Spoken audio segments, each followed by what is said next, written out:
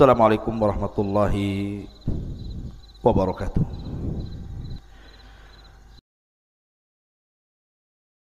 Adapun Nabi Zakaria tersebut 7 kali dalam Quran. Pertama, di dalam surah Al-Imran di 2 ayat, ayat ke-37 dan ke-38. Kemudian dalam surah Al-An'am di ayat 85. Kemudian dalam surah Maryam terulang 2 kali, ayat 2 dan ayat 7. Kemudian dalam surah Al-Anbiya ayat 89. Itulah penyebutan 2 nabi dalam Al-Quran.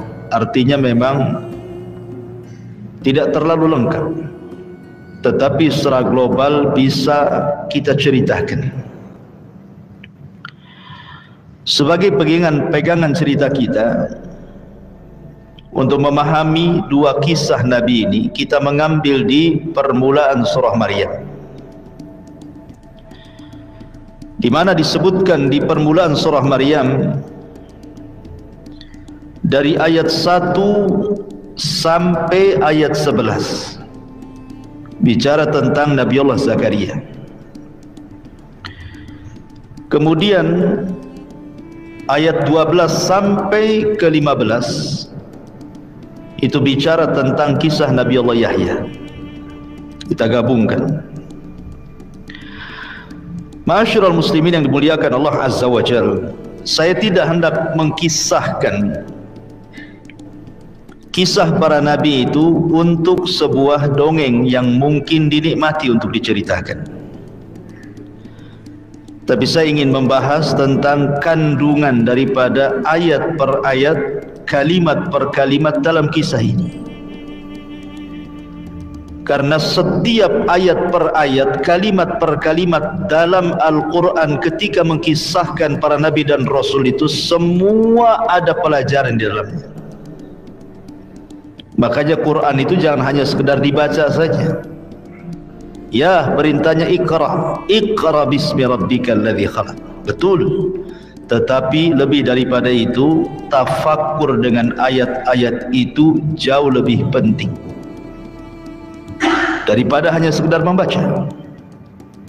Jadi ayat ini atau surah Maryam di ayat pertama sampai ke-15 ini kita akan memetik faedah-faedah per kalimat-kalimatnya supaya kita paham Al-Quran juga isinya apa. Taib. Allah Subhanahu wa taala berfirman, Kaf ha ya ain sad, Dzikru rahmati rabbika abdahu Zakaria. Kaf ha ya ain sad. Sering kita dapati di permulaan Al-Quran huruf atau potongan-potongan huruf-huruf hijaiyah diletakkan di permulaan surat.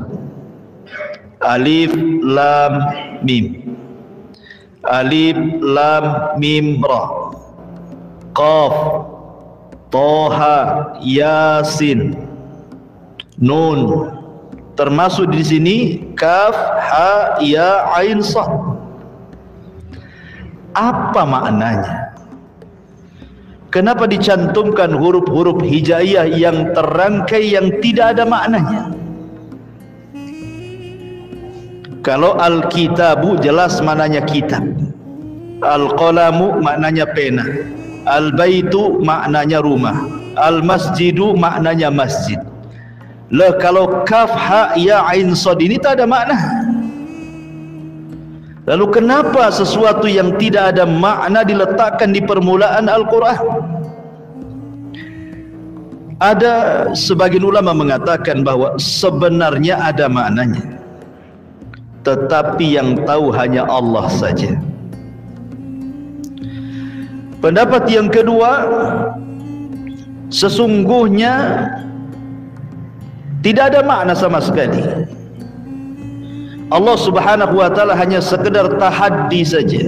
Tahaddi itu artinya membuat semacam tantangan kepada orang-orang Arab.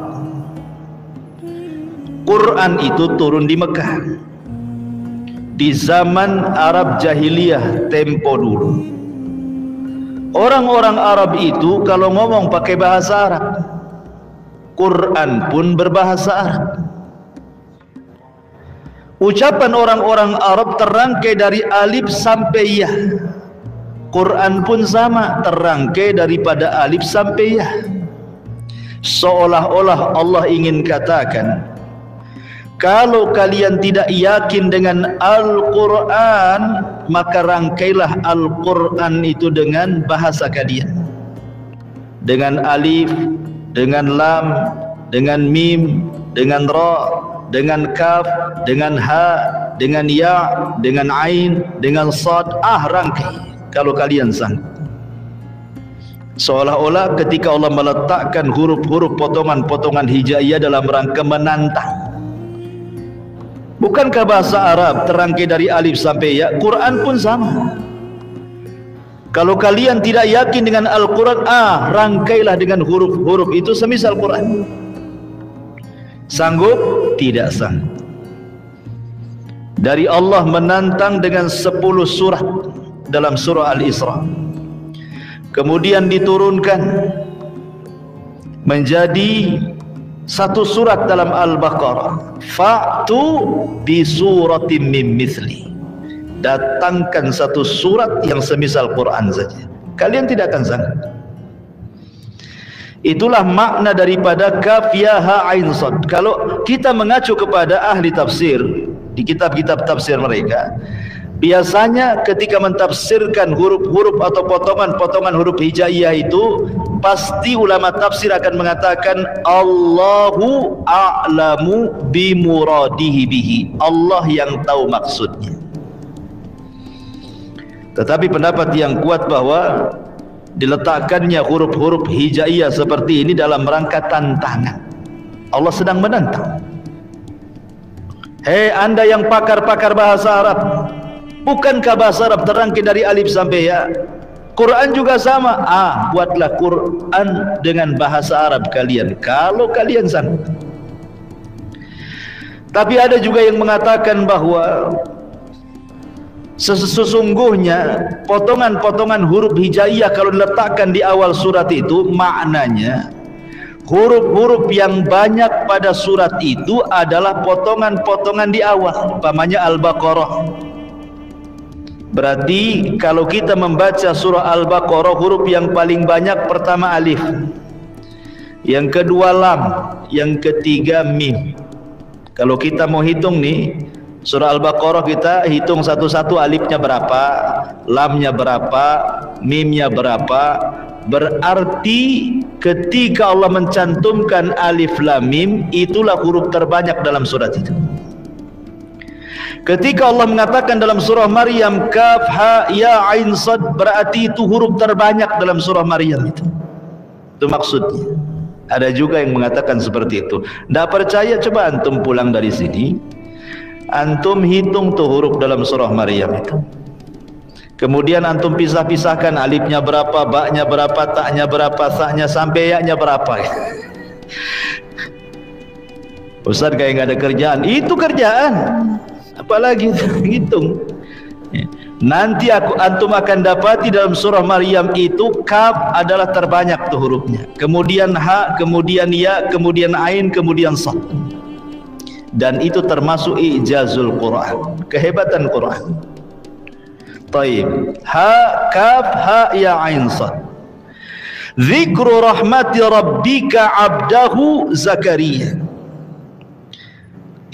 Yang dibacakan ini adalah penjelasan tentang rahmat Tuhanmu kepada hambanya Zakaria. Ayat ini akan menjelaskan bagaimana kasih sayang Allah kepada Nabi Allah Zakaria. Tetapi kasih sayang Allah itu bukan kepada para nabi saja, kepada semua manusia Allah sayang. Mu'minuhum wa kafiruhum, mau mukminnya mau kafirnya Allah sayang. Buktinya orang yang tak solat Allah kasih minum, Allah kasih makan, Allah kasih kesehatan, Allah kasih kerjaan, lebih kaya pula dibandingkan orang yang solat, lebih sehat pula dibandingkan orang yang solat, lebih sukses pula dunianya dibandingkan orang yang solat. Sayang tidak tuh Allah? Sayang. Kalau Allah tidak sayang sudah diazab orang tuh. Tetapi sayangnya hanya sebatas dunia. Di akhirat mereka tidak mendapatkan sayangnya Allah. Dalam sebuah hadis Nabi SAW mengatakan, "Lamma qadallahu al-khalqa kataba kitaban fahuwa indahu fawqa arsy. Inna rahmati sabaqat ghadabi." Ketika Allah memutuskan sebuah perkara kepada hambanya, maka Allah catat semuanya di Lauhil Mahfuz. Maka dia pun kemudian berada di atas arasy-Nya, dan dia mengatakan, sesungguhnya rahmatku jauh lebih mendahulukan dibandingkan kemurkaanku. Rahmat Allah ini luas. Sekalipun orang sudah kurang ajar kepada Allah, tetap saja Allah kasih rezeki.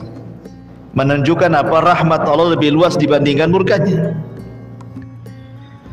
Padahal subhanallah, Allah itu ngasih rahmat kepada kita ini, itu hanya 1 bagian dari 100 bagian. Jadi Allah menciptakan ja'alallahu rahmata mi'ata juz'in. Allah telah jadikan 100 rahmat di dunia ini. Fa'amsaka indahu 99 juz'an. Kemudian Allah tahan 99 rahmat, yang 1 diturunkan ke bumi. Tapi yang 1 ini subhanallah sudah cukup bagi hamba-hambanya. Kita lihat bagaimana sayangnya binatang, induk binatang dengan anaknya, anak dengan induknya. Manusia juga sama. Sesama manusia saling sayang-sayangan. Padahal baru 1 tuh. Bagaimana kalau orang masuk surga di mana rahmat Allah yang 100% dikasihkan juga? Gimana kehidupan ahli surga itu? Luar biasa. Ya. Itulah rahmat Allah subhanahu wa ta'ala, sangat dan teramat luas. Orang biasanya kenapa keluar dari rahmat Allah azza wa jalla? Tidak meyakini adanya rahmat Allah subhanahu wa ta'ala. Itu karena 2 perkara. Boleh jadi orang ini putus asa karena banyak dosa, terlalu banyak dosa, sehingga dia putus asa. Nggak mungkin Allah ampuni saya, banyak kali dosaku. Akhirnya stres. Saya pernah di seorang ibu-ibu, dia stres gara-gara mikirin dosa. Ustaz, dulu waktu saya muda itu begini, sekarang saya sudah tua, tobat Ustaz. Tapi bayang-bayang kematian itu terus membayangi saya gitu. Rasa-rasanya Allah tidak mengampuni dosa saya. Lihat, dosa inilah yang menjadikan apa? Tidak meyakini adanya rahmat. Ya. Atau mungkin sebaliknya, terlampau semangat ngajak kebaikan, terlampau semangat mengajak kebaikan, tiba-tiba kemudian dia tidak suka dengan maksiat. Ketidaksukaannya dengan maksiat sampai-sampai kemudian dia mengingkari rahmat Allah. Bahwa orang yang maksiat itu nggak akan masuk surga.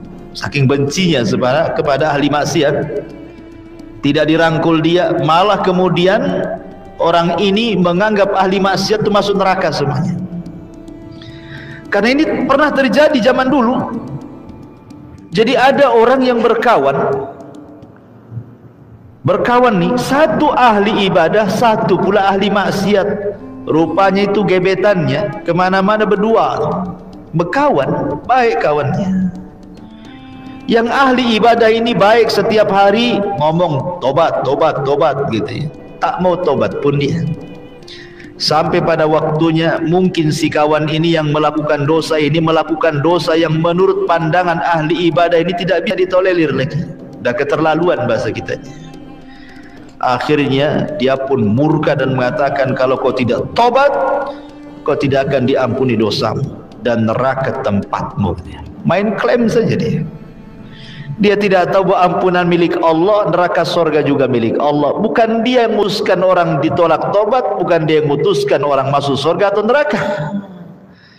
Akhirnya mengingkari rahmat Allah kan. Ya. Ma'asyiral muslimin, maka jangan terlampau bangga dengan kebaikan sehingga benci dengan keburukan. Harusnya boleh kita benci dengan maksiat, benci dengan keburukan yang dilakukan orang lain, tetapi sebaiknya kan kita rangkul mereka supaya mereka mendapatkan rahmat Allah. Kemudian ayat yang ketiga, idznada rabbahu nidaan khafiyah, yaitu tatkala Nabi Allah Zakaria berdoa kepada Tuhannya dengan suara yang sangat lirih dan lembut. Dahulu di zaman Rasul ada Arab Badui datang kepada Rasul. Kemudian dia mengatakan, ya Rasulullah, aqaribun rabbuna am ba'id? Rasul, Allah itu dekat atau jauh sih? Kemudian dia mengatakan, idza kana qarib fanunaji wa idza kana ba'id fanunadi. Kalau memang dia dekat, kita doa bisik-bisik. Kalau dia jauh, kita doa teriak-teriak. Jadi Badui ini ngomong, ya Rabb, ya Rasulullah, Tuhan kita ini di mana? Jauh ke dia? Dekat ke dia? Kalau dekat kita bisik-bisik, kalau dia jauh kita panggil-panggil. Maka Allah Subhanahu wa taala menurunkan ayat, wa idza sa'alaka ibadi anni fa inni qarib ujibu da'watad da'i idza da'an. Apabila hamba-hambaku bertanya kepadaku, katakan ya Muhammad, aku dekat. Tak perlu teriak-teriak dalam doa. Aku dekat. Namanya orang dekat, antum nih di samping antum ngomong masa teriak-teriak, disangkanya orang laut antum. Antum tinggal di pinggir pantai ya. Anak nggak budak kan itu ya. Kecuali kalau antum di sini, teman antum di sana, iyalah teriak-teriak. Sama manusia saja, kalau dekat antum teriak-teriak disangka gila antum. Walillahil masalul a'la kan. Tentu bagi Allah itu permisalan yang utama. Maka ketika Allah mengatakan apabila hambaku bertanya soal aku dekat, maknanya Allah dekat dengan kita. Sehingga ketika Allah katakan kepada Rasul aku dekat, tidak perlulah antum teriak-teriak dalam doa itu. Seperti Zakaria di sini, idznada rabbahu nidaan khafiyah, ketika dia berdoa kepada Tuhanmu dengan suara yang lembut, yang lirih. Tak perlu teriak-teriak. Ngapain teriak-teriak? Allah dekat dengan kita. Ma'asyiral muslimin yang dimuliakan Allah Subhanahu wa taala.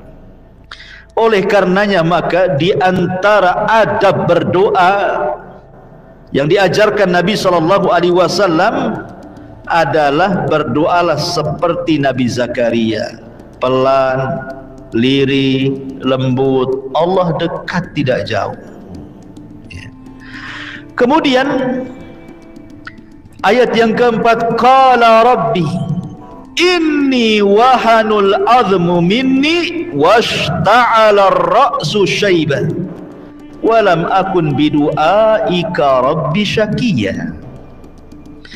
Zakaria berkata, ya Tuhanku, ya Rabb, sesungguhnya tulangku telah lemah dan kepalaku sudah ditumbuhi uban, dan aku belum pernah kecewa dalam berdoa kepada Engkau ya Rabb. Artinya Nabi Zakaria mengajarkan kepada kita jangan pernah bosan meminta kepada Allah. Jangan pernah bosan. Justru bosan itulah yang menjadikan doa kita ditolak. yang disebut dengan istijal. Ketika dia mengatakan da'autu falam yastajibli, aku sudah berdoa, kenapa ya Rabb kau tidak kabulkan aku? Justru kalimat itu yang menjadikan doa tidak diterima.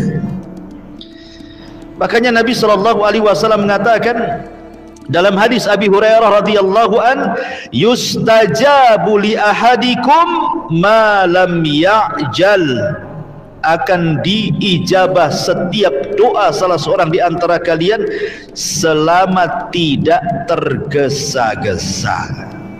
Sahabat bertanya, apa yang dimaksud tergesa-gesa itu Rasul?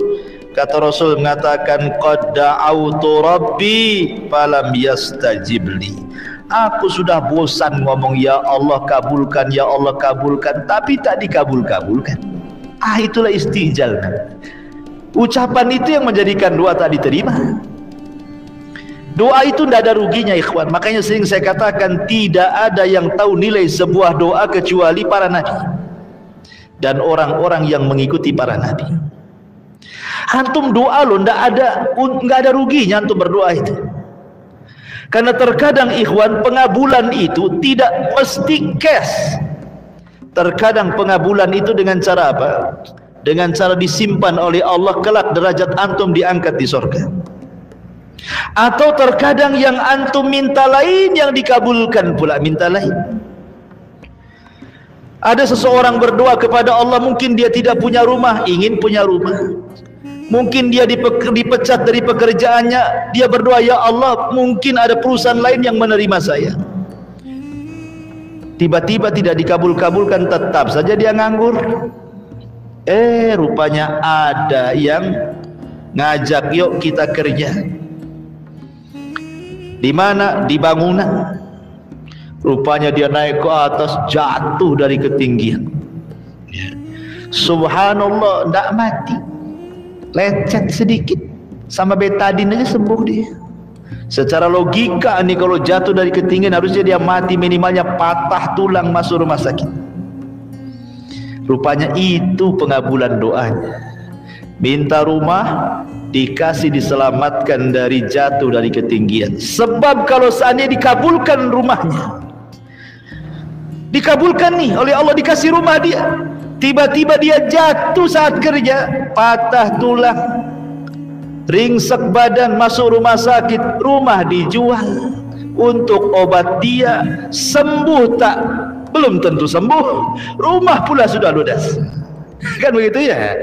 Jadi terkadang apa yang kita minta lain, yang dikabulkan lain. Begitulah Allah cara pengabulan doa tuh. Ya. Lah Nabi Zakaria ini mengajarkan kepada kita, dia mengatakan dengan cara seperti anak meminta kepada orang tua, seperti apalah. Coba kalau anak antum meminta mainan sama antum, kadang ada anak itu yang guling-guling, kalau tidak dituruti bisa nangis sepanjang malam. Karena anak itu lebih cinta mainan dibandingkan antum. Nggak apa-apa lah, ibunya di dapur tak nampak, jangan main tak nampak. Kalau mainan tak nampak ngamuk deh. Artinya bahwa mengeluhlah kepada Allah. Yang buat masalah itu Allah, yang menghilangkan masalah juga Allah. Jangan pula kalau ada masalah ngeluhnya di mana? Di Facebook. Aku lagi galau. Untuk apalah? Aku lagi galau. Emangnya kemudian Facebook hilangkan galau kita? Tidak juga. Ya. Aku lagi banyak masalah. Ya. Tidak perlu ditulis di status loh, tidak ada perlunya. Karena yang namanya Facebook, Instagram tidak akan mengangkat kesulitan kita. Harusnya ketika ada masalah pertama kali itu angkat kedua tangan, ya Rabb. Nah, harusnya begitu. Dia yang menurunkan masalah, dia yang akan menghilangkan masalah. Lihat Nabi Zakaria mengajarkan doa itu seperti itu. Ma'asyiral muslimin yang dimuliakan Allah Subhanahu wa taala. Di sini Nabi Zakaria mengatakan, ya Tuhanku, sesungguhnya tulangku telah lemah. Maknanya Zakaria sudah tua. Kemudian kepalaku telah ditumbuhi uban. Ingat, uban itu adalah salah satu perkara yang bisa mengingatkan akan kematian. Uban itu perkara yang bisa mengingatkan kepada kematian. Makanya ada seorang nabi, ketika dia mau meninggal, dia meminta kepada Allah untuk dikirimkan alamatnya supaya tahu dia sudah dekat ajalnya. Setelah itu datang malakul maut dan mengatakan, telah tiba wafatmu. Dia mengatakan, bukankah aku sudah meminta kepada Allah agar dikirimkan tanda-tandanya? Kata malakul maut, sudah, kau yang minta 2, ku kasih kau 3. Kemudian dia mengatakan, apa tanda-tandanya? Lihat badan. Dulu punggungmu bisa tegak, sekarang sudah membungkuk. Dulu kepalamu hitam, sekarang sudah berubah. Dulu kau kuat, sekarang kau lemah. Itulah tanda-tandanya. Tetapi sekali lagi, ini kan tanda-tanda umum, bukan tanda seorang nabi mau mati kayak gitu kan. Semua orang pun kayak gitu, ya. Tetapi ini pun tidak bisa dibawa kepada itlak kan, mengitlakkan bahwa kalau ada 3 tanda ini maka mati sejengkal lagi, nggak bisa juga. Ya, karena belum tentu juga orang tua itu lebih dulu mati dibandingkan anak muda. Banyak kakek yang usianya lebih lama dibandingkan cucunya, karena cucunya main trek-trekan di jalan, tabrak dia. Ya. Jadi, tetapi maksudnya di sini, umumnya orang kalau sudah tua, berarti mendekati, kalau dia usianya 62, 63, artinya ke 70 sudah dekat tuh. Walaupun ada yang lebih daripada itu, saya belum pernah ada orang yang punya umur itu 200 tahun, tidak pernah. Kalau 120 tahun adalah, tapi itu kan 1-2, itu saja sudah tidak bisa bangun, jalan pun susah, makan pun disuapi dan nyusahin orang. Ma'asyiral muslimin yang dimuliakan Allah Azza wa Jalla. Makanya kalau antum punya uban jangan dicabut. Kata Nabi sallallahu alaihi wasallam, la tantafu syaibah fa innahu nurun yaumal qiyamah. Wa man syaba syaibatan fil Islam kanat lahu bi kulli syaibatin hasanah wa rafa'a biha darajah. Jangan kalian cabut tuh bulu-bulu uban kalian, kata Rasul. Karena uban itulah yang akan menjadi cahaya bagi kalian pada hari kiamat.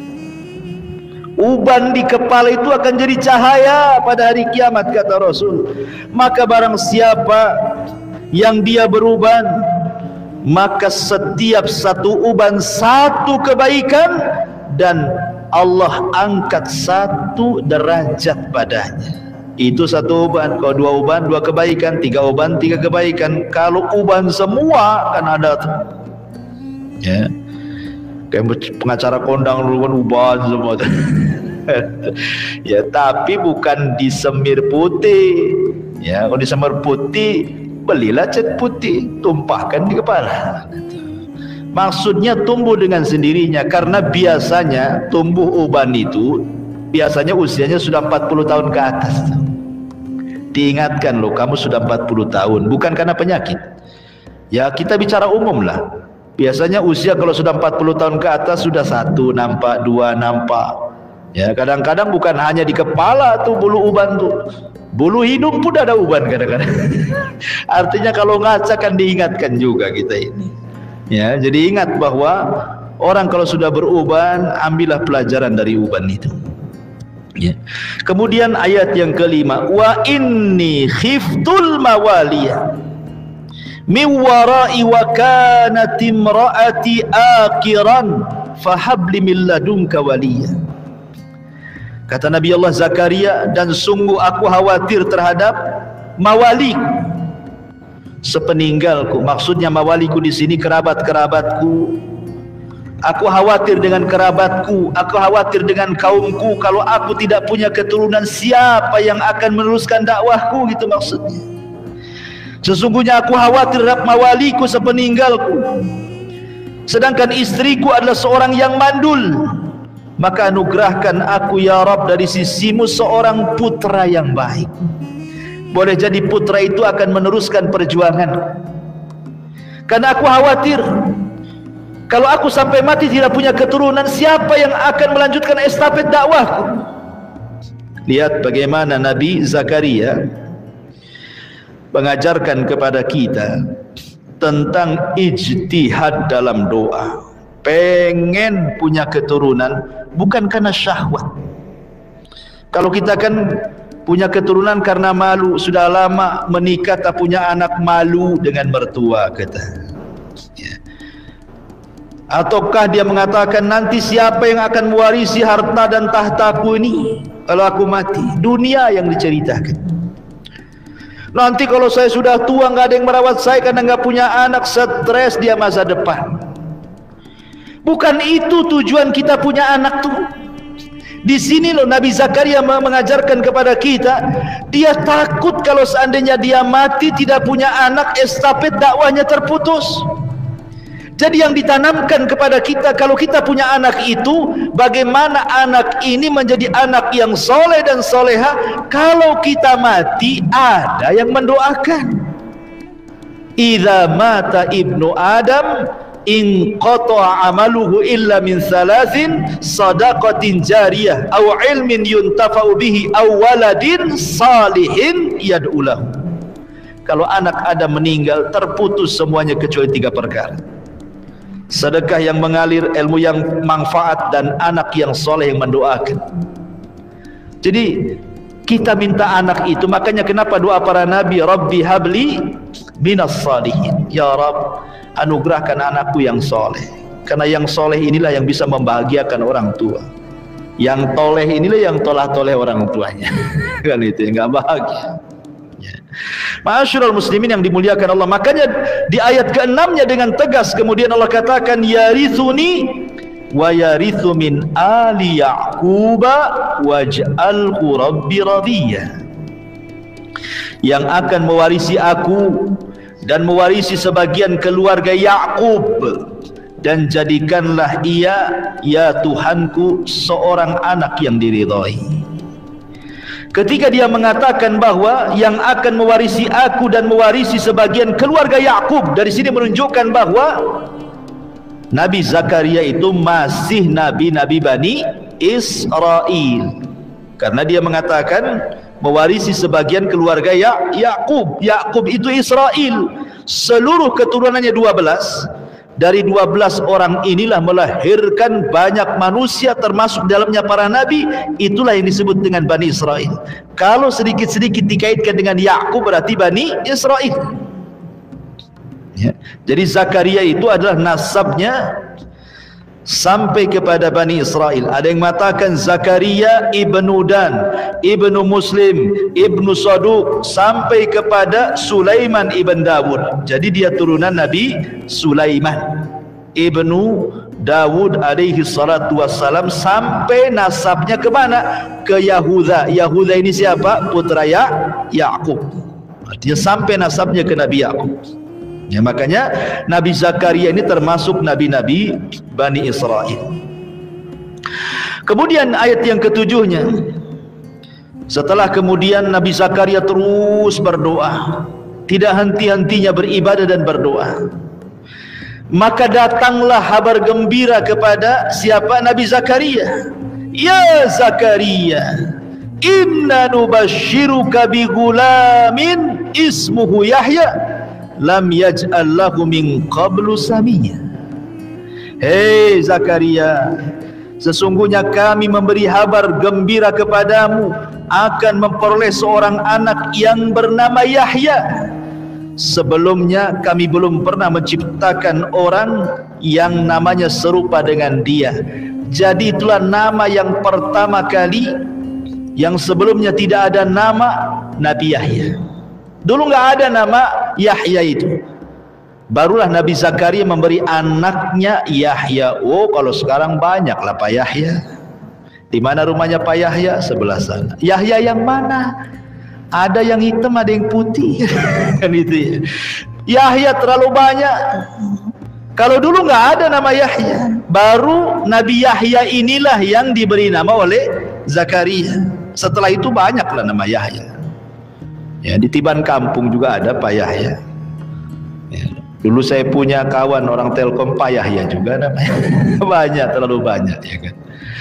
Ma'asyiral muslimin yang dimuliakan Allah Azza wa Jalla, lihat bagaimana di sini Allah mengatakan, ya Zakaria inna nubasyiruka, wahai Zakaria, aku kasih kabar gembira kepada, menunjukkan apa?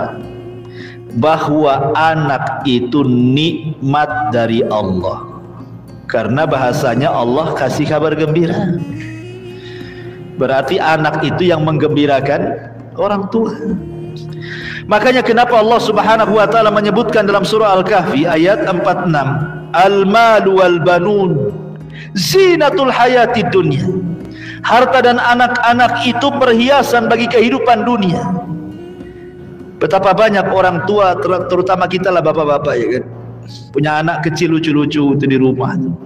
Antum sudah lelah kerja dari pagi sampai malam, pulang istri antum walaupun sudah dandan tak ditengoknya, anak antum pula mana si anu katanya. Apalagi belum tidur, wow, digendong hilang semua lelah capek itu. Begitulah anak kadang-kadang jadi obat. Tak perlu antum minum jamu supaya hilang capek-capek. Tengok anak saja senang, hilang capek semua. Karena apa? Itu nikmat kan? Nikmat dari Allah.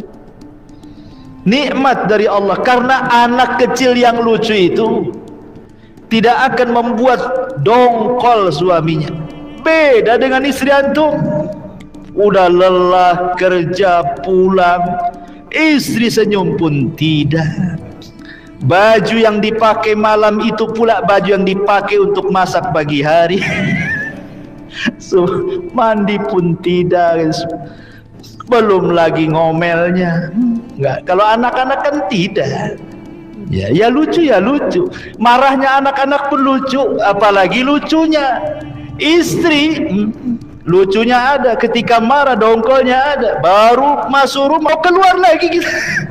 Ini apa-apaan ini? Makanya anak itu dijadikan oleh Allah obat bagi orang tuanya. Nikmat ikhwan, nikmat yang luar biasa. Zuyyina lin-nasi hubbus syahawati minan nisa'i wal banin. Karena memang cinta kepada anak itu bagian dari syahwat kita. Senang ya. Nengok anak itu senang gitu. Itu nikmat pemberian dari Allah Subhanahu wa taala. Makanya musibah terbesar dalam kehidupan ini, orang tua meninggal musibah, pasangan meninggal musibah, tapi anak meninggal jauh lebih berat lagi musibah. Makanya Nabi SAW sampai nangis ketika meninggal Ibrahim. Sampai Abdurrahman ibn Auf mengatakan, ya Rasulullah, ma yubki, kenapa anda menangis? Kata Nabi SAW, ya Abdurrahman, innal aina la tadma, wa innal qalba la tahzan, wa inna bifiraqika ya Ibrahim la mahzunun, wa ma naqulu illa ma yarda Rabbuna. Abdurrahman, namanya mata itu ya bisalah meneteskan air mata, namanya hati bisa sedih. Perpisahanku dengan Ibrahim menyesakkan dada bagiku, tapi aku tidak pernah mengucapkan sesuatu kecuali yang Allah ridhai. Itu tabiat. Orang nangis itu manusiawi. Yang tidak boleh itu niyaha, jerit-jerit, guling-guling, motong rambut, jambak-jambak gitu ya, teriak-teriak, nolak takdir, itu yang tak boleh. Itu niyaha namanya ya. Ma'asyiral muslimin yang dimuliakan Allah Azza wa Jalla. Makanya kemudian kalau punya anak syukuri.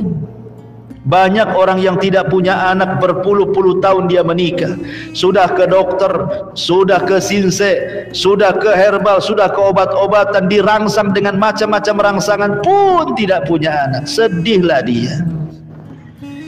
Kata istrinya, bang nikah lagi jalan bang.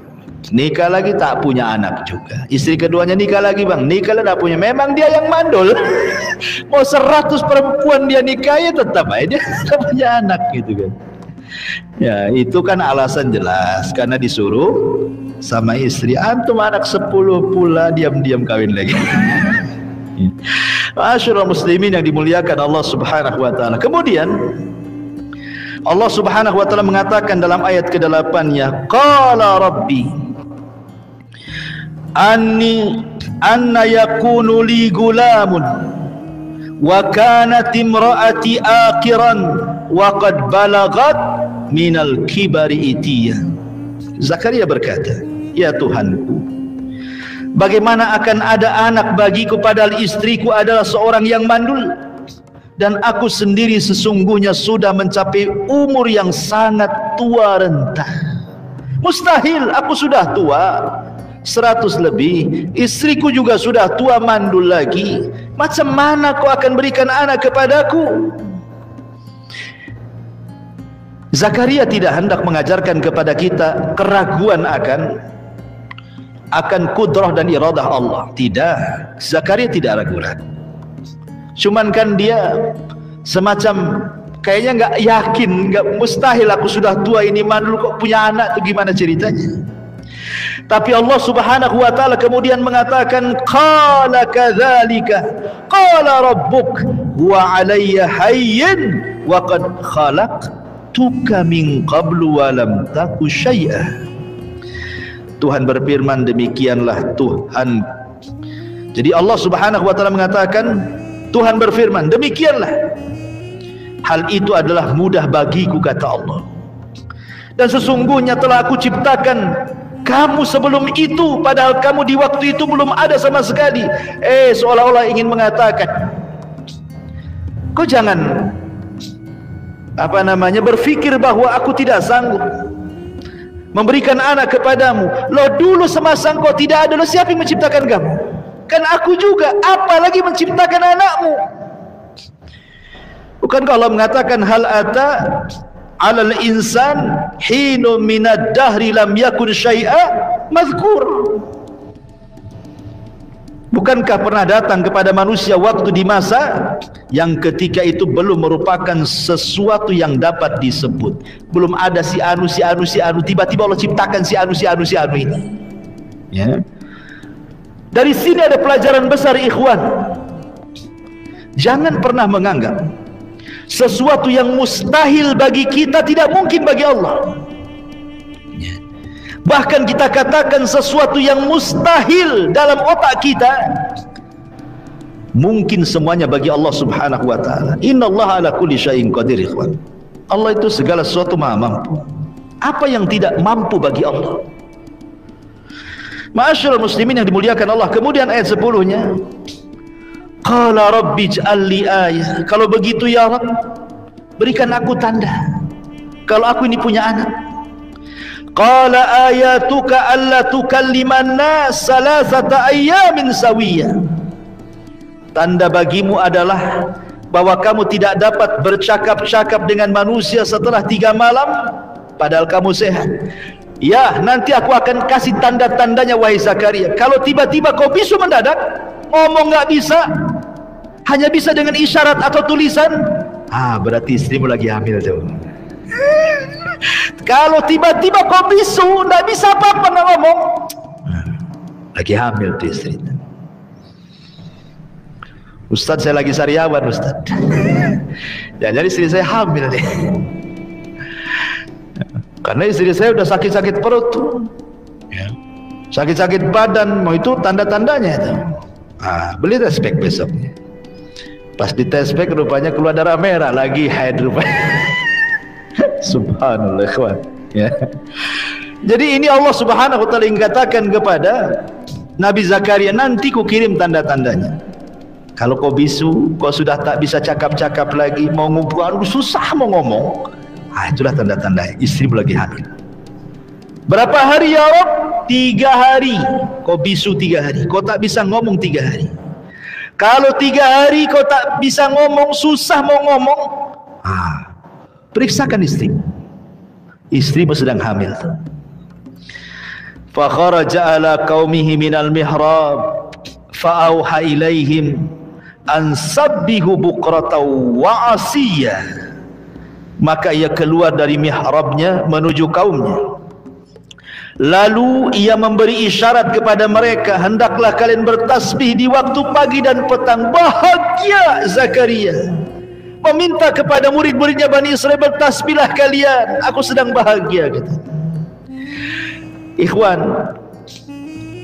Nabi Zakaria alaihi salatu wassalam Kenapa dia ketika meminta anak makin semangat itu? Sebenarnya ada kisah lain.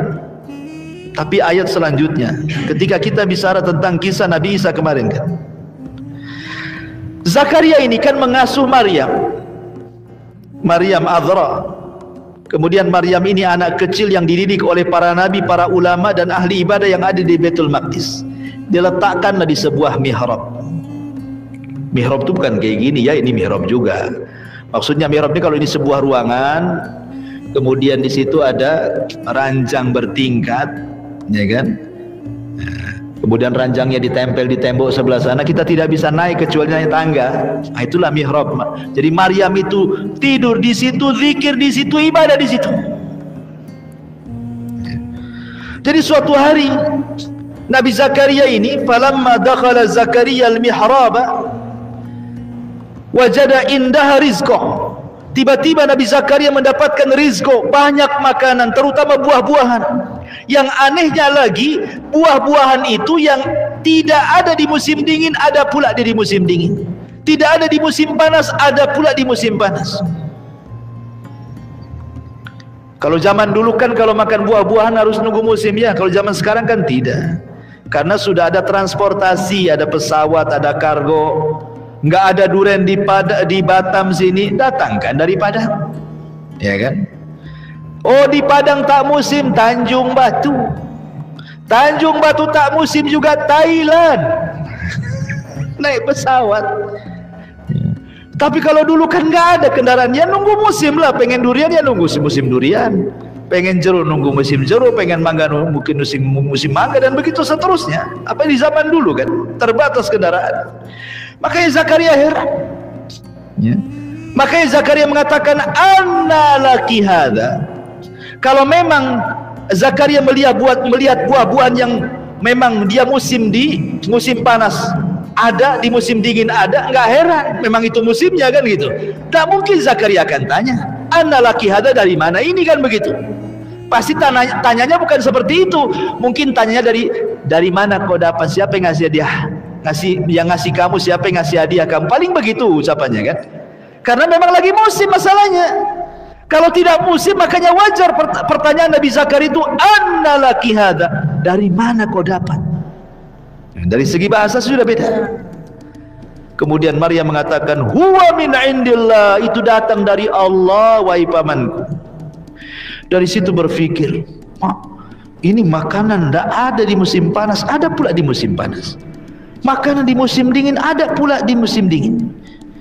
Akhirnya Nabi Zakaria berpikir, kalau makanan di musim panas ada di musim dingin, makanan di musim dingin ada di musim panas, tidak mustahil. Walaupun dia sudah tua, istrinya mandul, tua pun pasti punya anak. Aku pun ingin sama dengan Maryam. Sejak itulah maka akhirnya Zakaria membuat mihrab yang sama dengan mihrabnya Maryam. Dia pun tidak keluar dari mihrab, terus berdoa kepada Allah Subhanahu wa taala. Dari situ Allah mengatakan, hunalika da'a Zakaria rabbah.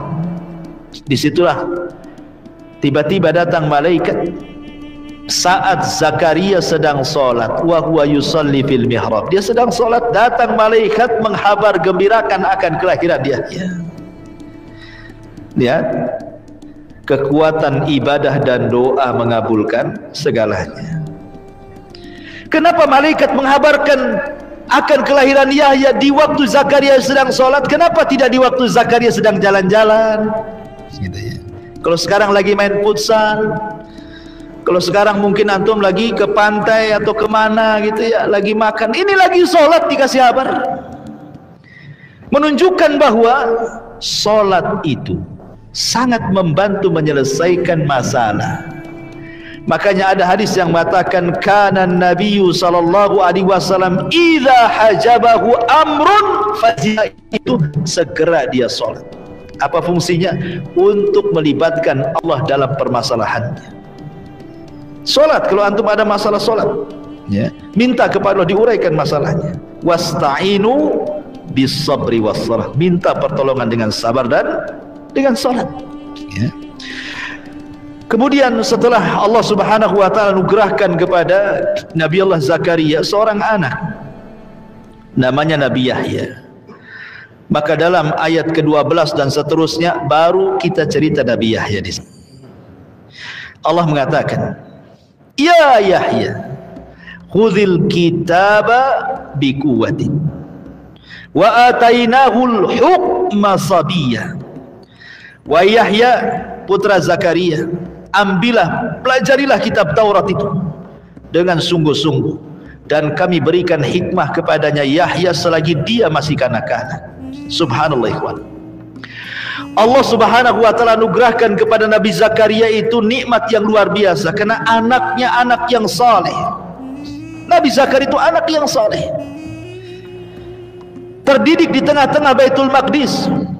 Sampai-sampai sejak kecil Nabi Yahya ini tidak suka bermain dengan anak-anak sebayanya. Kalau ada anak-anak sebayanya mengatakan, "Yahya, yuk kita main yuk." Kalau anak sekarang, "Yuk kita main kelereng, yuk kita main pitak umpet, yuk kita main apalah," kan gitu ya. Kalau yang gede main futsal gitu atau apa gitu ya. Kata Yahya, "La, dah. Ma khuliqna lil'aib." Aku tidak diciptakan untuk main-main. Kau saja yang main, katanya. Ya. Luar biasa ikhwan. Aku tidak diciptakan untuk main-main. Kalau kau main-mainlah sana. Itu anak-anak sebayanya masih kecil, belum balik tuh udah ngomong begitu. Antum kalau punya anak ngomong kayak gitu, faedah. Mungkin sudah viral tuh, diundang ke TV-TV. Ya. Menunjukkan bahwa bagaimana Nabi Yahya itu terdidik seperti itu di atas ibadah kan. Sampai kecil-kecil tak mau main dia. Sampai Nabi Yahya itu kecil-kecil itu dia suka ke hutan, tafakur di hutan. Sampai-sampai kemudian tidak ada satupun hewan dari yang buas sampai yang jinak kecuali cinta dengan Nabi Yahya. Kenapa? Sebab kalau dia dapat makanan masuk ke hutan, dikasihlah makan tuh semua binatang-binatang di hutan itu. Makanya jadi jinak dia. Coba kalau antum punya peliharaan ikan di akuarium, ya, antum yang kasih makan, istri nggak pernah kasih makan, itu pasti nurut sama antum. Kok nampak antum aja udah nongol tuh. Kok nama istri antum biasa-biasa aja, bakhil katanya. Kan itu ya. Karena orang namanya melihara sesuatu kan siapa yang dekat dengan dia kan. Ya. Seperti mamanya antum tengok ada kucing depan rumah, kasih aja makanan tiap hari. Besok dia undang satu kampung kucing itu datang ke situ. Nggak perlu beli kucing kan. Karena biasanya binatang itu jinak kepada yang mengasih makan kan. Makanya kemudian binatang-binatang di hutan semua jinak sama Nabi Yahya. Subhanallah. Makanya dia tidak pernah bergaul di hutan saja. Kalau main ke hutan, tafakur dalam hutan. Kadang balik lagi ke Baitul Maqdis beribadah. Ma'asyiral muslimin yang dimuliakan Allah Azza wa Jalla. Lah di sini Allah mengatakan, "Ya Yahya, wahai Yahya, ambillah pelajari kitab Taurat itu dengan sungguh-sungguh." Subhanallah, Nabi Yahya ini dia kecil-kecil sudah hafal Taurat dan tahu isi daripada Taurat. Mungkin kalau zaman sekarang ini belum balik sudah hafal Quran, tafsir-tafsirnya Ibnu Katsir itu di kepalanya. Coba bayangkan. Ya. Orang coba anak belum balik hafal Quran. Sudah hafal Quran bisa pula ngaji tafsir di luar teks. Apa enggak ajaib ikhwan? Itulah Nabi Yahya, Taurat di kepalanya, paham dengan Taurat. Anak kecil loh, bayangkan. Makanya Allah mengatakan apa? Wa atainahul hukma sabiyya. Kami berikan hikmah kepada Yahya selagi dia masih kanak-kanak lagi. Ya. Makanya Allah Subhanahu wa taala di permulaan ayat mengatakan, "Ya Yahya khudil kitab." Wa Yahya, ambil pelajari kitab Taurat dengan sungguh-sungguh. Dari sini menunjukkan bahwa kunci sukses itu adalah sungguh-sungguh. Kalau anak-anak antum yang di pesantren, yang di pondok itu, ya, kasih semangat. Ceritakan Nabi Yahya ini. Bagaimana Nabi Yahya sungguh-sungguh beribadah kepada Allah, mempelajari Taurat. Akhirnya satu-satunya anak di zaman itu yang hafal Taurat dan paham dengan Taurat. Orang dewasa saja belum tentu. Karena memang mengemban agama ini bukan perkara ringan, ikhwan. Mengemban agama ini berat. Sampai-sampai Allah mengatakan inna aradnal amanata 'alas samawati wal ardi fa abaina wal jibal fa abaina an yahmilnaha wa ashfaqna minha wa hamalaha al insan innahu kana zaluman jahula. Kami tawarkan amanah, kata Allah, ke gunung, ke langit, ke bumi, semuanya nolak. Manusia pula mau mengambilnya. Makanya manusia zaluman jahula, sudah zalim jahil pula. Ya. Jadi amanah mengemban Al-Quran, amanah mengemban dakwah ini berat. Gunung saja tidak sanggup, langit saja tidak sanggup, bumi yang kita pijak tidak sanggup, tapi manusia sanggup. Maknanya karena manusia punya kesungguhan. Jangan lagi cerita agama, ya. Antum kalau punya kesungguhan yang luar biasa, punya keberanian gitu ya, tidak pengecut, bisalah antum raih. Contoh para pembisnis, antum punya modal, punya skill, tak punya keberanian, nggak akanlah jadi bisnis tuh, ya kan? Sungguh-sungguh. Kemudian Allah sebutkan beberapa sifat Nabi Yahya yang luar biasa ini. Wa hananan min ladunna wa zakatan wa kana taqiyya. Dan kami jadikan Nabi Yahya itu salah satu sifatnya adalah hananan. Anaknya penuh rasa kasih sayang kepada sesama ataupun kepada orang tua. Kalimat hanan, ikhwan, saya jelaskan sedikit. Kalimat hanan dalam bahasa Arab itu adalah ibarat daripada kasih sayang ibu kepada anak. Ya, tidak ada seorang ibu yang mencelakakan anaknya, kan? Tidak ada ceritanya. Sak marah-marahnya ibu kepada anak itu karena kasihan dengan anaknya. Karena cintanya seorang ibu kepada anak itu sepanjang masa, tidak akan terhenti. Itu kalimat hanan dalam Al-Quran. Lah kenapa Nabi Yahya disifati dengan hanan? Seolah-olah Allah ingin mengatakan kelembutan hati Yahya selembut seorang ibu sayang dengan anaknya. Begitulah kelembutan Nabi Yahya kepada sesamanya, apalagi kepada orang tuanya. Sangat-sangat berbuat baik kepada orang tuanya. Kenapa demikian? Karena Zakaria sudah tua, kemudian juga ibunya sudah tua, maka dia tahu muamalah, bagaimana caranya menghormati orang tuanya. Begitulah sifat hanan itu maksudnya. Makanya dalam Islam juga sama, kan? Wa qadha rabbuka alla ta'budu illa iyyah wa bil walidaini ihsana. Imma yablughannaka indakal kibara ahaduhuma aw kilahuma fala taqul lahumā uffin wa la tanharhumā wa qul lahumā qawlan karīmā wahfidh lahumā janāha adh-dhulli minar rahmah wa qur rabbirhamhumā kama rabbayani shaghira. Itu dalam Islam diajarkan, ya. Dan Tuhanmu telah memerintahkan agar kamu jangan menyembah kecuali kepada Dia, dan hendaklah berbuat baik kepada kedua ibu bapa kalian. Jika salah seorang di antara bapa ibu kalian sudah tua atau salah satu dari keduanya, maka jangan ucapkan kalimat ah saja, tidak boleh, apalagi sampai membentaknya. Katakan kepada keduanya kalimat yang baik. Rendahkan dirimu, jangan menyombongkan terhadap keduanya dengan penuh kasih sayang, ya. Dan ucapkanlah, wahai Tuhanku, sayangilah kedua orang tuaku sebagaimana dia dulu pernah menyayangi aku dan merawat aku sedari kecil, ya. Ma'asyiral muslimin yang dimuliakan, itulah sifat siapa? Nabi Yahya, hanan. Sangat lembut hatinya, cinta betul sama orang tuanya karena tahu orang tuanya sudah tua. Makanya kalau antum punya orang tua yang sudah tua, sayangi mereka. Kemudian bukan hanya hanan, wa zakatan, bersih hatinya. Tidak ada keinginan berbuat dosa, karena biasanya orang berbuat dosa itu berawal dari hati itu. Keinginan untuk melakukan, keinginan untuk memandang, keinginan untuk mendengar, keinginan untuk melangkah. Jadilah dia ahli maksiat. Nabi Yahya berusaha membersihkan hatinya. Subhanallah.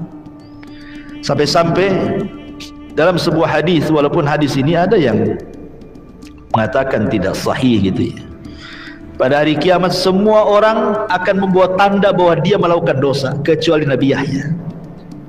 Semua orang akan membawa tanda bahwa dia pernah melakukan dosa pada hari kiamat di hadapan Allah, kecuali Nabi Yahya tidak ada tandanya, karena dia tidak pernah berbuat dosa. Hatinya jernih, bersih, dari kecil memang dia orang baik. Kemudian di antara sifat yang ketiganya, Allah mengatakan wa hanana min ladunna wa zakatan wa kana taqiyya. Nabi Yahya itu orang yang bertakwa. Takwa itu artinya takut. Takut kepada siapa? Takut kepada Allah. Umar bin Khattab pernah ditanya, Umar, makna takwa itu apa sih sebenarnya? Kata Umar bin Khattab begini, kalau seandainya kau suruh berangkat ke arah sini, tiba-tiba di jalan banyak beling, banyak paku, banyak duri, banyak macam-macam, kira-kira main terabas saja atau kau hati-hati? Pasti akan hati-hati kan? Seperti itulah takwa. Di mana-mana banyak maksiat, hati-hati, jangan sampai jatuh ke situ. Ali bin Abi Thalib radhiyallahu anhu ditanya soal takwa, apa kata Ali? Kata Ali radhiyallahu anhu, taqwa adalah al-khawfu minal jalil wal amalu bitanzil wal qana'atu bil qalil wal isti'dad li yaumir rahim. Takwa itu takut kepada Allah, beramal dengan Quran Sunnah, redha dengan pemberian walaupun sedikit, dan persiapan untuk hari yang sangat melelahkan setelah kematian. Itulah takwa. Ya. Jadi Yahya ini disifati dengan takwa. Kemudian bukan itu saja, wa barram biwalidayhi. Dia anak yang sangat berbakti kepada orang tuanya. Walam yakun jabbaran asiyya. Dan dia bukan orang yang sombong kepada orang tuanya, lagi durhaka kepada orang tuanya. Lihat, ada perbedaan Al-Quran ketika Allah subhanahu wa ta'ala mensifati Nabi Isa dengan ketika mensifati Nabi Yahya. Kalau Allah subhanahu wa ta'ala ketika mensifati Nabi Isa, gimana bahasanya? Wa barran biwalidati walam yaj'alni jabbaran syakiyah. Dan Nabi Isa itu sangat berbuat baik kepada ibunya, karena tidak punya bapak dia, kepada ibunya. Dan Allah tidak jadikan dia seorang anak yang sombong lagi celaka. Tapi ketika Allah mensifati Nabi Yahya, wa barram biwalidayhi wa lam yakun jabbaran asiyah. Dan Nabi Yahya orang yang sangat berbuat baik kepada orang tua, dan dia tidak sombong dan juga tidak durhaka. Ketika bicara Nabi Yahya menggunakan kalimat asiyah, ketika bicara tentang Nabi Isa menggunakan kalimat syakiyah. Yang satu durhaka, yang satu celaka. Tentu celaka di atas durhaka. Kenapa kemudian Allah mensifati Nabi Isa, dia tidak pernah celaka, artinya tidak pernah berbuat jahat kepada ibundanya. Ketika menyebutkan Nabi Yahya, Allah katakan Isya, dia tidak pernah durhaka. Artinya tingkatan syakiyah lebih tinggi dibandingkan tingkatan asiyah. Jawabannya, karena Nabi Isa itu tidak punya orang tua kecuali satu, ibunya saja. Kalau seandainya Isa sampai menyakiti ibunya, itu kedurhakaan yang luar biasa. Tetapi Nabi Yahya ini masih dua orang tuanya, ya kan? Masih ada Zakaria, masih ada ibundanya. Kalau seandainya nih seorang anak masih utuh kedua orang tuanya, kemudian anak ini kurang ngajar dengan ibunya sampai ibunya sakit hati dan sangat mendalam sakitnya, masihlah ada yang menghibur suaminya. Paham ya? Atau seorang anak kurang ngajar dengan bapaknya, masihlah ada yang menghibur bapaknya sama istrinya. Masih ada lah itu kan, tak sakit kali itu. Tapi kalau orang tua tinggal satu, kemudian antum sakiti, siapa yang bisa menghibur dia, ikhwan? Yang ada bunuh diri dia. Makanya kenapa tingkatan durhaka kepada orang tua yang hanya tinggal satu, apakah itu bapak ataukah ibu, itu lebih jahat, lebih besar dosanya dibandingkan durhaka kepada salah satu orang tuanya tetapi masih hidup kedua-duanya. Bisa dipahami di sini. Begitulah tafsirnya. Ya. Ma'asyiral muslimin yang dimuliakan Allah Subhanahu wa taala. Kemudian Allah Subhanahu wa taala katakan di ayat selanjutnya,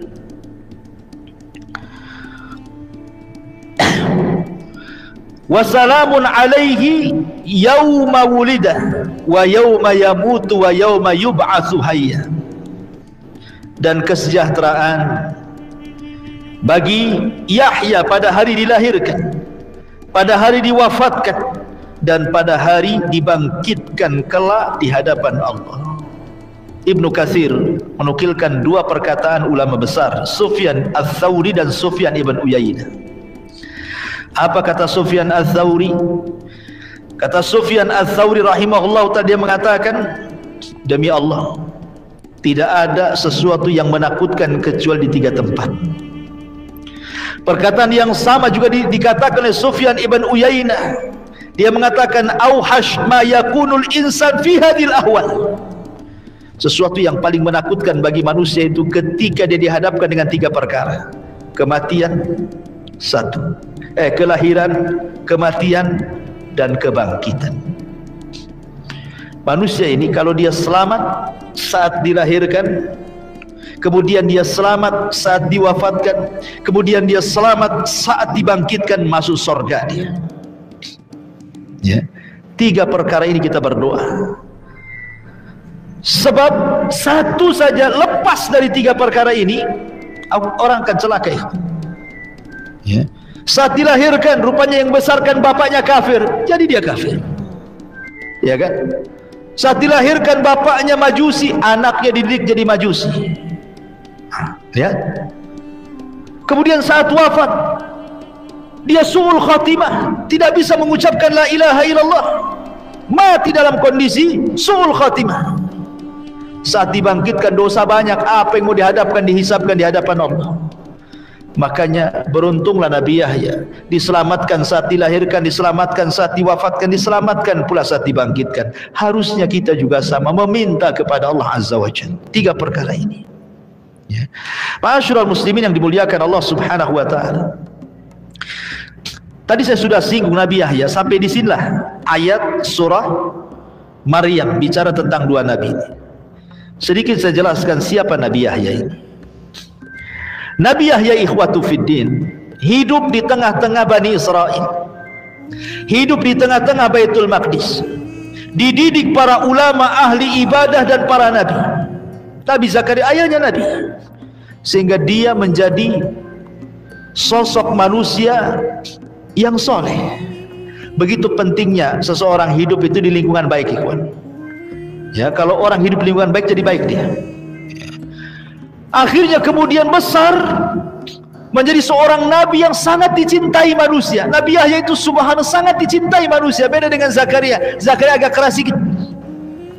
Tapi kalau Nabi Yahya ini lembut cara dakwanya. Bani Israel suka dengan Nabi Yahya. Bukan masyarakat biasa, raja-rajanya, hakim yang memimpin Palestina itu suka dengan Nabi Yahya. Terkadang ada masalah datang ke Nabi Yahya minta fatwa.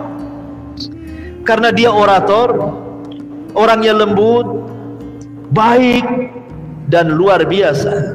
Allah mengatakan dalam ayat tentang sifat Nabi Yahya itu, ada kalimat hasuran wa nabiyan minas salihin. Dia hasur. Hasur itu dia tidak menempatkan wanita dalam hatinya. Nggak ada kata wanita dalam hati itu. Dia tidak suka dengan wanita, karena bagi dia wanita itu yang bisa mendatangkan syahwat, akhirnya mengganggu antara dia dengan Allah. Betul-betul menjauh dari wanita. Ya, tidak mau dia. Pada Nabi Yahya itu disifati orangnya ganteng, lembut ngomongnya, halus ucapannya, orangnya perawakannya luar biasa. Tetapi dia tidak mau mendekat perempuan. Karena bagi dia, ya tentu ini kan syariat zaman itu ya. Jangan ditiru. Karena ada di zaman Rasul yang mengatakan, demi Allah saya tidak akan menikah dan saya akan habiskan kehidupanku untuk ibadah. Rasul berkhutbah dan mengatakan, siapa yang ngomong tadi? Aku loh orang yang lebih takwa dan orang yang lebih takut kepada Allah, tetapi saya juga menikah, kata Rasul. Man raghiba an sunnati falaysa minni. Siapa yang membenci sunnahku bukan golonganku, kan. Ini tentu bicara syariat Nabi Isa, Nabi Yahya alaihi salatu wassalam. Tapi dalam kenyataannya juga para ulama juga banyak yang tidak menikah, kan. Imam Nawawi, Ibnu Taimiyah, dan banyak para ulama yang menghabiskan usianya untuk belajar, akhirnya tidak menikah sampai meninggal, kan. Jadi Nabi Yahya itu sama sekali tidak ada ruang dalam hatinya namanya perempuan itu. Kalau kita kan sebanyak-banyaknya ruang itu bagi perempuan. Bukan satu perempuan saja, 100 perempuan ada dalam hati kita. Ya. Setiap nengok YouTube, baru lewat saja di situ di TikTok gitu kan, ada perempuan joget, langsung dipencet. Terlampau banyak ruang untuk perempuan kita. Nabi Yahya, apa itu perempuan? Jadi betul-betul fokus ibadah gitu ya. Ma'asyiral muslimin yang dimuliakan Allah Azza wa Jalla, ada sebuah wasiat yang diwasiatkan Nabi Yahya kepada Bani Israel dalam sebuah hadis yang sahih yang dikeluarkan Al-Imam Ahmad dan juga Tirmidzi. Suatu ketika Nabi Yahya dan Isa ini berjumpa. Itu kan satu zaman, namanya Ibnu Khalah, ya, masih kerabat, anak bibi. Jadi suatu ketika Isa mengingatkan, Nabi Yahya, kau belum sudahkah kau sampaikan 5 perkara yang dari Allah kepada umat? Kata Nabi Yahya, belum.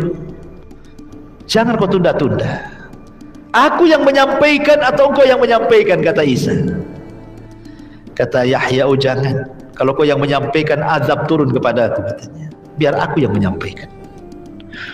Maka Nabi Isa itu mengumpulkan Bani Israil. Ingat bahwa yang pertama kali membenarkan kerasulan Isa itu Yahya. Jadi Nabi Isa itu mengumpulkan Bani Israil, kemudian berceramah di hadapan Bani Israil. Apa ceramahnya?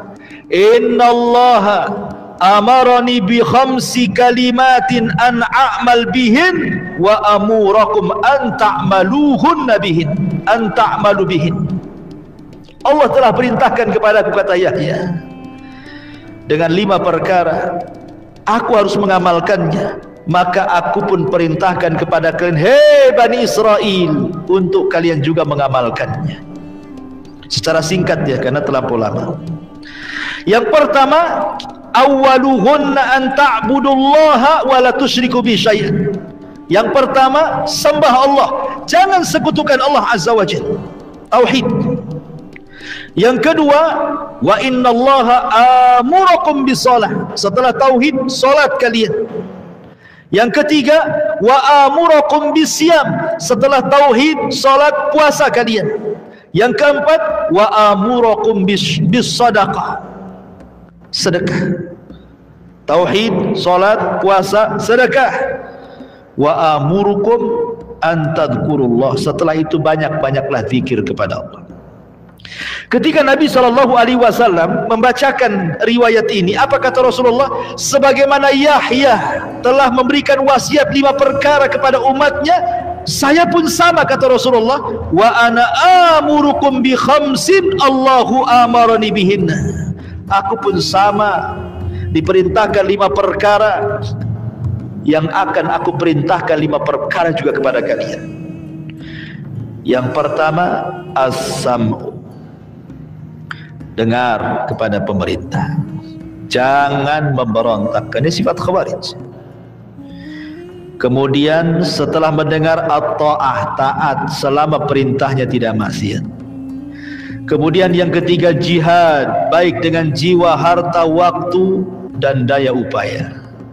Yang keempat, wal hijrah, kemudian hijrah, hijrah dari yang baik ke yang buruk, dari negara kafir ke negara Islam, dari sifat-sifat buruk menjadi sifat-sifat baik, yang ahli maksiat jadi taat. Hijrah itu mana yang umum. Dan yang terakhir, al-jamaah, hati-hati, jangan bercerai-berai, bergabunglah dengan jamaah kaum muslimin, taati pemerintah kalian, ya. Kata Nabi SAW, inilah 5 perkara, aku pun perintahkan kalian dengan 5 perkara sebagaimana Yahya memerintahkan 5 perkara.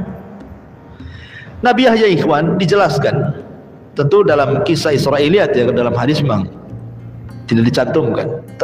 Namanya kisah Israiliyat kan sebagai pelezat saja, pelezat cerita. Kita tidak bisa mendustakan, ya tidak bisa membenarkan secara mutlak. Jadi Nabi Yahya ini jangan disinggung soal neraka surga, nangis dia. Makanya terkadang Nabi Zakaria kalau berkhutbah, tengok ada anaknya nggak? Ada anaknya. Nah, kalau ada anaknya nggak akan disinggung neraka surga. Ceramahnya yang lain. Ya. Kalau tidak ada anaknya, oh baru kemudian cerita tentang azab neraka, nikmat surga. Suatu ketika Nabi Zakaria nengok-nengok nampak tak ada anaknya. Padahal ada, tak nampak saja. Ceritalah surga neraka. Akhirnya Nabi Yahya pun menangis. Setelah kejadian itu hilang 3 hari. Masih anak-anak. Dicari ke timur, ke barat, ke selatan, tak ketemu. Sudah 3 hari. Gimana orang tua kehilangan anak? Rupanya Zakaria tahu kebiasaan dia suka ke hutan. Dicari dia ke hutan. Rupanya sedang gali kuburan. Dan Nabi Zakaria mengatakan, nak kemana kau kucari 3 hari kau menghilang? Lagi apa kamu kau, untuk kuburan siapa kau gali ini? Kata Yahya, ini untukku ya Abi. Bukankah kau yang ngomong antara surga dan neraka itu ada tangisan? Siapa yang menangis maka dia masuk surga. Maka aku terus menangis sepanjang masa karena aku takut dengan kematian dan aku takut masuk neraka, katanya. Dalam Islam pun sama kan? La yalijin nar ainun bakat min khasyatillah. Tidak akan disentuh api neraka mata yang berlinang air mata karena takut kepada Allah Subhanahu wa taala. Ya. Itulah Nabi Yahya, ikhwan. Tapi sayang di akhir hayatnya Nabi Yahya ini yang tragisnya. Ini sebagai terakhir kita tutup kematiannya. Jadi Nabi Yahya alaihi salatu wasallam, ada 2 riwayat yang dijelaskan oleh sebagian ulama sejarah tentang kematian Nabi Yahya. Nabi Yahya alaihi salam itu fatwanya kan sangat didengar Bani Israel. Pemerintahan Palestina dikuasai Yahudi kala itu. Ya. Ada seorang raja sebelumnya namanya Herodus. Kemudian setelah Herodus meninggal diganti oleh Herodia. Satu Herodus, satu Herodia. Herodus inilah yang kemudian bermimpi akan lahir seorang bayi yang akan menumbangkan kekuasaannya kan. Rupanya bayi itu maksudnya Nabi Isa ibnu Maryam. Makanya karena ibunya takut Isa akan dibunuh, dilarikan ke Mesir.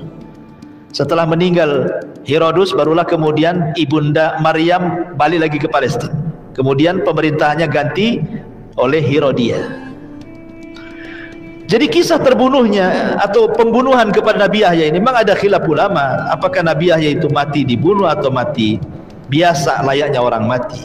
Ya, memang tidak tercantumkan dalam Quran atau Sunnah kan. Tetapi ada riwayat-riwayat Israiliyat dari ahli kitab bahwa jadi ada seorang raja namanya Herodia. Herodia ini kepincut dengan anak bibinya. Mungkin bahasa kita sepupu. Syariat dulu sepupu itu mahram, tidak boleh nikahi. Kalau syarat sekarang kan boleh sepupu, nikah dengan sepupu boleh. Kalau syarat Islam itu tidak ada masalah kan itu ya. Bukan mahram kalau sepupu. Kecuali ponakan tidak boleh. Tapi di zaman itu kan syariatnya berbeda. Nggak boleh nikah dengan sepupu, anak bibi. Si Raja Herodia ini sangat kepincut dengan kecantikan anak bibinya. Dan bibinya ini manusia yang paling jahat di dunia. Dia tidak suka dengan Nabi Yahya. Tidak suka. Bagaimana caranya untuk balas dendam kepada Yahya? Apa masalahnya? Dia tidak suka dengan Nabi Yahya. Jadi ketika kemudian Herodia ini suka dengan anaknya, dimanfaatkan orang tuanya. Ya. Bagaimana caranya supaya raja ini makin cinta? Akhirnya dibuatlah raja ini mabok, dikasihkan khamr, suruh minum. Diminum sama Raja Herodia ini. Mabok lah minum. Coba jangan minum, mabok tuh. Akhirnya kemudian kata ibunya, nak, dandan kau yang menor, dandan yang cantik, lewat ke depan raja. Lewat dia pun dengan raja. Namanya orang mabok, tiba-tiba datang di hadapannya orang yang dicintainya, makin kuadrat tuh cintanya. Ya, orang mabok. Langsung kemudian ditangkap dan mengatakan, ayo kau harus nikah dengan saya, kau harus nikah dengan saya, katanya. Anak ini, anak gadis ini sudah diracuni oleh ibunya. Nanti kalau sang raja maksa-maksa mau nikah, kasih maharnya apa? Kepala Yahya. Ya. Akhirnya kemudian anak gadis ini mengatakan, boleh kau nikahi aku, tapi minta kepala Yahya. Kaget raja, mabok-mabok kaget. Janganlah kepala Yahya. Kalau minta duit ku kasih, ya. Minta mobil ku belikan, minta tanah hektar-hektar belakang rumah. Apa? Jangan ya, dunia sajalah. Mau apa? Mau jamrud, mau emas, mau kuning emasnya, emas putih, ya, segala emas Jawa, apa? Jangan yang lain aja lah. Jangan kemudian kepala Yahya. Karena apa? Herodia ini walaupun dia hakim Palestina, raja itu masih menghargai Nabi Yahya. Kalau ada apa-apa kan minta fatwa juga sama Yahya. Ketika mendengar kepala Yahya, terperanjat dia. Tapi kata sang gadis ini, enggak, saya enggak mau itu. Saya mau kepala Yahya saja. Kalau kau bisa, aku kawin, tak bisa, tak kawin. Akhirnya karena mabuk raja, orang mabuk, udah cinta, udah luar biasa. Prajurit, tangkap Yahya, penggal kepala, bawa sini. Orang mabuk, asal ngomong aja orang mabuk. Namanya tentara disuruh raja, ya bergeraklah. Bergerak tentara ini menuju Baitul Maqdis. Nabi Yahya ini sedang sholat di mihrabnya, ditangkap. Habis ditangkap, diseret, kemudian dipenggal kepalanya. Bayangkan, dipenggal kepalanya, lepas dari badannya. Kemudian kepalanya dibawa ke istana, diletakkan di bejana emas. Parahnya ikhwan, badannya dikirim ke bapaknya Zakaria. Coba anda selaku ayah, tengok anaknya dibunuh orang, nggak ada kepalanya. Apa nggak sakitnya tembus ke dada, ikhwan? Ketika kemudian kepala ini sampai di istana, diletakkan di bejana emas, ini wanita jahat ini yang mengajarkan anaknya untuk minta mahar itu ketawa, dia bahagia, kakak mungkin itu ya ketawanya, bukan kakak ya, kakak kalau ketawa kan itu. Akhirnya kemudian ketika dia tertawa terbahak-bahak saking bahagianya, tiba-tiba istana gempa. Al jaza min jinsil amal. Ya, jangan ngira ya, annallaha ghafilan amma ya'malu zalim. Allah itu lalai dari orang yang zalim. Nah, Allah enggak lalai. Ada balasan dari sebuah amalan. Tiba-tiba kemudian gempa istana, retak pula tuh tanah, terbelah menjadi dua. Ini orang jahat wanita aja terperosok ke dalam itu, ke dalam tanah terperosok dia. Awalnya selutut naik, sepusar naik, sedada, tinggal seleher. Maka orang-orang mengatakan selamatkan yang ada pada dia. Akhirnya untuk menyelamatkan gimana? Daripada nggak dapat badannya, ya kepalanya lah, tebas juga kepalanya. Nah, sama-sama kan? Dia ambil kepala orang, sekarang kepala dia kena tebas. Ya, ini satu riwayat. Riwayat yang lain mengatakan, jadi raja sebelumnya namanya Herodus. Ini kan cerita Herodia. Jadi sebelum Herodia ada namanya Raja Herodus. Herodus ini berzina dengan seorang wanita pelacur, punya anak, namanya Waladul Baghi, anak hasil zina. Cantik pula anaknya. Anak ini besar cantik. Masalahnya anak ini suka pula dengan Nabi Yahya karena tampannya, kecerdasannya, lembutnya, suka pula si gadis ini kepada Yahya. Hari-hari dia menggoda Yahya, Yahya tak akan tergoda. Sekali lagi karena tidak ada dalam hatinya apa yang disebut wanita. Enggak tergoda sama sekali. Sakit hatilah si wanita ini. Seandainya posisi Nabi Yahya itu antum, datanglah cewek cantik, anak saudagar kaya, anak nomor satu Batam lah contoh kan itu. Jangan nomor satu Kepri apalagi yang KRI. Udahlah, anak RT jadilah. Ya. Cantik, kaya. Gak akan antum tolak. Kalau antum tolak, semua dunia akan mengatakan gila lu. Digila-gilain kita. Padahal waras tuh. Ya kan? Nabi Yahya tuh, dia tak mau, sama sekali ditolak. Apa itu? Dendamlah perempuan anak zina ini. Ngadu sama bapaknya, ngadu sama Nabi, sama Herodes bapaknya, bahwa cintanya ditolak. Dukun harus bertindak nih, nggak bisa dibiarkan. Akhirnya dendam anaknya pun menjadi dendam bapaknya Herodes. Sebab dendam anaknya ini, maka Herodes mengatakan kepada prajuritnya, karena dia sudah menolak cinta anakku, bantai dia, penggal kepalanya. Itu perintah Herodes. Akhirnya prajurit mencari Yahya, kemudian dipenggal kepalanya, mati. Ya. Subhanallah. Cukup sampai di sini? Tidak. Di sana masih ada Zakaria, Nabi Zakaria, dan di sana ada Nabi Isa bin Maryam. Ketika Nabi Zakaria melihat tubuh anaknya tanpa kepala, ketika Nabi Yahya mengetahui bahwa anak saudaranya mati dalam kondisi seperti itu, tentu Bani Israel marah, ikhwan. Masanya Nabi Yahya banyak, bisa saja kemudian digerakkan oleh Zakaria ataupun oleh Isa, kan begitu. Raja takut, nih kalau sampai ada provokator nih, habis kita di demo, kan itu. Kalau begitu bunuh juga bapaknya. Emang salah apa dibunuh? Buat pasal karet. Apa pasalnya? Dia kan dulu yang ngambil Maryam. Jangan-jangan Maryam punya anak Isa itu dia pula yang menghamili. Tuduh dia yang menghamili Maryam. Dibuat tuduhan kayak gitu.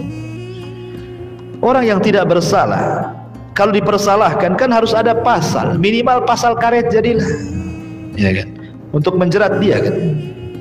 Kan nggak mungkin main tangkap, main bunuh, dia nabi loh, kan. Maka raja ini dengan kecerdasannya gimana cara cari alasan untuk membunuh Zakaria. Zakaria nabi senior di situ, yang menghuni Baitul Maqdis, pengganti keluarga Imran. Orang hebat, orang banyak penggemarnya, kan itu. Nggak sembarang. Sehingga yang pertama kali dilumpuhkan apanya? Namanya. Itu namanya pembunuhan karakter. Karakternya dibunuh. Oh, rupanya dia yang menzinai Maryam, punya Isa pula, kan itu. Makanya Yahudi sampai sekarang masih menganggap Maryam itu berzina dan Isa itu anak zina. Ya.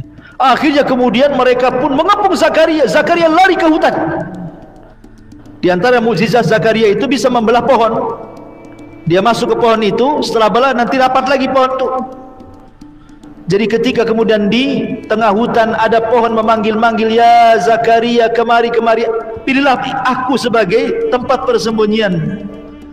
Akhirnya Zakaria pun karena melihat pohon besar, kemudian terbelah dua, masuk Zakaria di situ. Subhanallah, memang sudah takdir dari Allah. Ada iblis menjelma manusia, mengikuti Zakaria kemana. Rupanya iblis tahu pula Zakaria berada di pohon itu. Qadarullah juga bajunya nyempil keluar sedikit ketika pohon itu rapat. Bisa jadikan bukti, kan, buat Zakaria di situ, karena bajunya keluar sedikit. Semua tentara Herodes ini disuruh mencari Zakaria ke hutan-hutan, nggak ketemu. Gimana sembunyinya di dalam pohon? Kalau di atas pohon masih nampak, di balik pohon masih nampak bayangannya. Di dalam pohon cemana nampaknya? Pohon 1000-1000 itu dalam hutan, gimana caranya? Tapi iblis datang kepada pasukan Herodes dan mengatakan, kalau kalian ingin cari Zakaria, aku tahu mana dia. Kemudian diarahkan, no, di pohon itu. Gak percaya, tuh bajunya nongol tuh, katanya. Gergaji biar mati, katanya. Akhirnya betul-betul digergaji, mati. Cukup sampai di sini? Tidak, masih ada Isa. Isa masih hidup. Maka Herodes mengatakan, oh nggak bisa, ini Yahya sudah meninggal, Zakaria sudah meninggal, Isa nanti nggak mungkin diam, bantai juga dia. Subhanallah, ngerinya orang dulu ya. Dikirim pasukan. Isa ketika itu berkumpul dengan Hawariyun, 12 Hawariyun. Jibril datang memberitahu bahwa akan ada orang yang menyerang dan menangkapnya. Maka Isa mengatakan kepada orang 12 ini, mengatakan, siapa yang bisa kuserupakan wajahnya dengan wajahku, maka dia akan menjadi temanku di sorga. Tapi risikonya dia akan ditangkap, dibunuh, disalib. Tidak ada yang mau, kecuali satu orang yang paling muda, dia mau. Akhirnya sebelum pasukan datang, Isa mengatakan kepada yang 11 orang, pergi kalian sebelum pasukan datang, ajarkan Injil yang sudah saya ajarkan kepada kalian, sebarkan agama di luar sana. Maka di rumah itu tinggal 2, Isa dan orang yang diserupakan. Ketika itu Isa tidur, kemudian Allah angkat ke langit dan Allah katakan, inni mutawaffika wa rafi'uka ilai. Kutidurkan kau Isa, ku angkat kau kepada. Maka Isa ditidurkan, diangkat ke langit. Tinggal satu orang yang serupa dengan Isa. Itulah yang ditangkap, itulah yang disalib, itulah yang dibunuh. Makanya Allah mengatakan, wa ma qataluhu wa ma sallabuhu walakin syubbiha lahu. Isa tidak ditangkap, disalib, dibunuh, tidak, tapi dia diserupakan. Jadi yang diangkat ke langit itu Isa, yang dibunuh itu bukan Isa. Isa masih hidup dan akan turun di akhir zaman. Pertanyaannya, kenapa Isa tidak nasibnya sama dengan Yahya, dipenggal kepalanya, tidak pula senasib dengan Zakaria, digergaji dalam pohon di hutan. Tapi Isa diselamatkan karena tidak mungkin ulul azmi minar rusul mati dibunuh. Siapa ulul azmi? Ibrahim, Nuh, Musa, Isa, Rasulullah. Tidak mungkin 5 nabi mati dibunuh. Ya. Karena Yahya itu nabi meneruskan syariat sebelumnya, Nabi Musa, Taurat. Sementara Isa ini bukan nabi, rasul. Setiap rasul nabi, tidak setiap nabi rasul. Membawa syariat baru. Kalau sampai dibunuh, syariatnya tidak akan disampaikan, keburu mati. Ya. Makanya diangkat ke langit. Itulah bedanya kenapa kok Isa kok tidak dibunuh, dia diangkat ke langit, karena dia seorang rasul membawa syariat baru. Tapi kalau nabi itu membawa syariat lama, kayak Yahya ini masih mengajarkan Taurat. Tapi Isa punya kitab sendiri yang namanya Injil, yang menjadi pegangan orang-orang Nasrani. Intinya begitulah musibah para nabi, dan begitulah wataknya orang Yahudi. Fariqun kadzabtum wa fariqun taqtulun. Sebagian mereka mendustakan para rasul, sebagian mereka membunuh para rasul. Wallahu a'lam bishawab. Ini yang bisa sampaikan. Subhanaka bihamdika asyhadu an la ilaha illa anta astaghfiruka wa atubu ilaik. Allah taala.